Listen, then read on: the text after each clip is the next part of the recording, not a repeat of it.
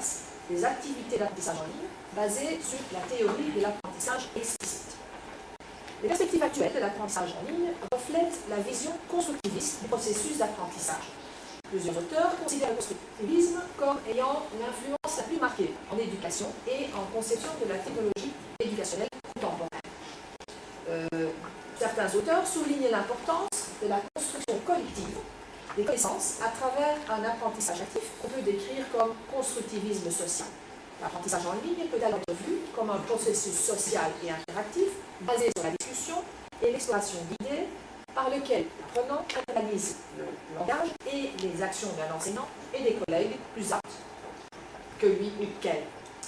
Alors, car en fait, nous avons analysé plusieurs systèmes de gestion de l'apprentissage, c'est fameux LMS, et pour cela, nous avons rassemblé des critères d'évaluation de différents points de vue. Du point de vue de l'enseignant, il faut un Learning Management System qui permet à l'enseignant d'afficher de nouveaux items, des notes, des avertissements, des annonces à partir de son bureau, ce qui rendra la correction ou le changement de ces documents plus facile. Un enseignant plutôt doit pouvoir donner des devoirs aussi et accepter les soumissions des apprenants, et ceci peut se faire en ligne. De la perspective de l'apprenant, ce système de gestion de l'apprentissage doit rendre moins coûteux, par exemple, le voyage entre le foyer et le lieu des études, et améliorer aussi sa propre gestion du temps. Si l'apprentissage peut se faire à partir de son foyer ou de son lieu de travail, ceci est un vrai avantage. Les apprenants, par exemple, qui doivent répéter un cours, ne peuvent parfois pas assister au cours à cause de problèmes avec l'emploi du temps. Un système de gestion d'apprentissage peut être avantageux pour ces apprenants, parce qu'ils bénéficieront des résumés des leçons, des questions, des forums de discussion, des présentations en PowerPoint, tous téléchargeables par le système qui fournit un accès facile aux documents de classe. Alors, pour le département, je suis allée un peu trop vite.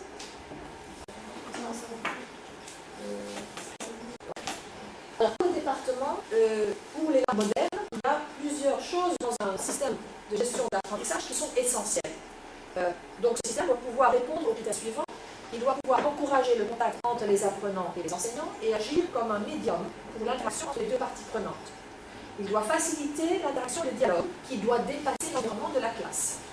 Il doit donner accès à l'information aux apprenants, une information qui est correcte et récente, donc à jour. Il doit pouvoir promouvoir la collaboration, puisque les apprenants peuvent se rencontrer dans l'espace virtuel avec d'autres membres et des experts dans leur domaine pour discuter, répondre aux questions, même participer à des simulations et des jeux de gestion sans avoir à sortir de leur bureau ou de leur foyer.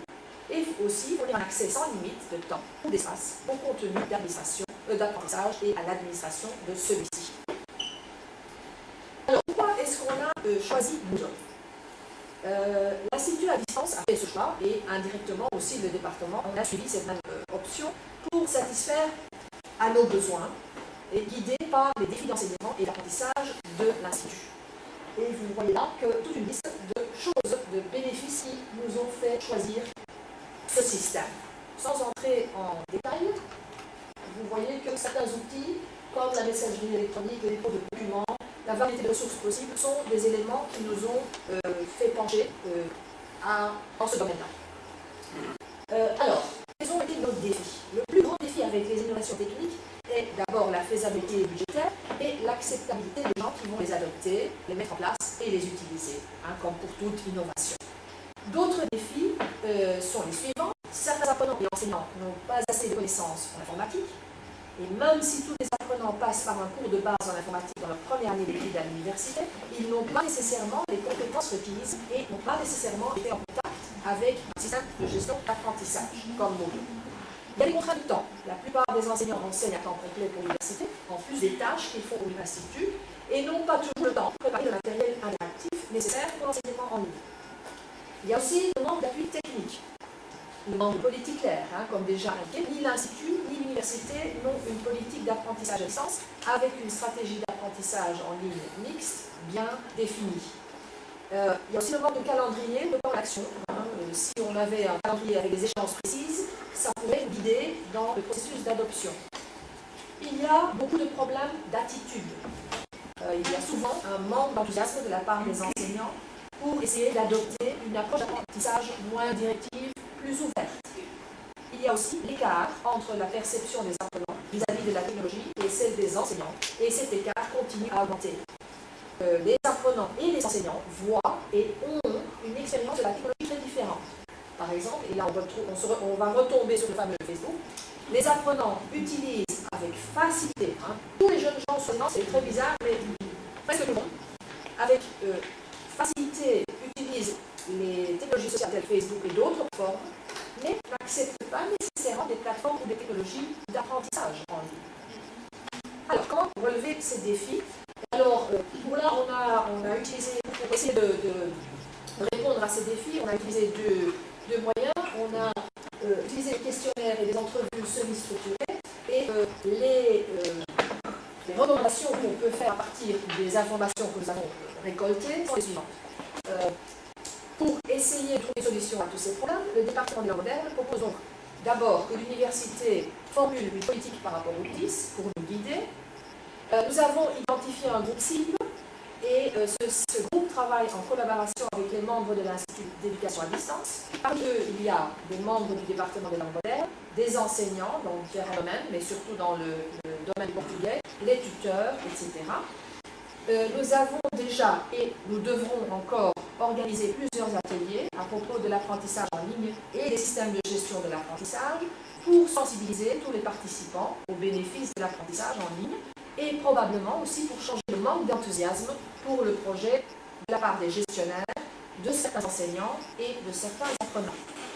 En général, il faut souligner encore une fois qu'un plan détaillé de mise en pratique aidera lors de cette mise en pratique. Et ce projet va assurer l'évaluation des différentes contributions en matière technologique et pédagogique.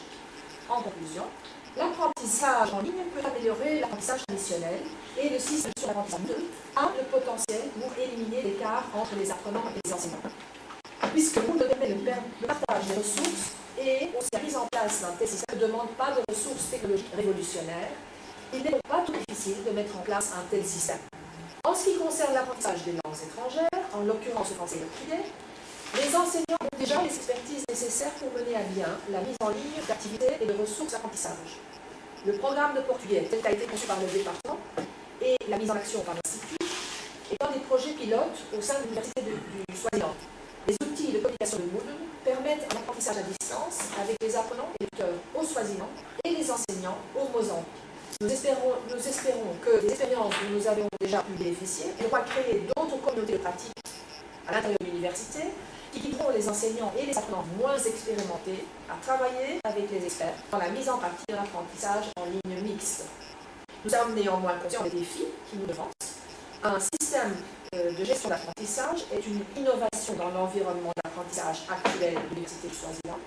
Et pour adopter et mettre en pratique un tel système, plusieurs conditions doivent être satisfaites. À partir des recommandations proposées aujourd'hui, il est clair qu'un changement d'attitude des enseignants et des apprenants, du personnel technique et administratif est nécessaire. En vérité, l'adoption d'un système de gestion de l'apprentissage doit être intégrée dans la culture d'apprentissage ou il sera sans succès. Ceci est particulièrement important parce que la mise en pratique d'un système de gestion de l'apprentissage a des conséquences majeures pour chaque participant, apprenant, enseignant, personnel technique ou gestionnaire. Néanmoins, nous avons pu observer que Moodle a les attributs nécessaires et est une plateforme excellente pour nos besoins. Je vous remercie.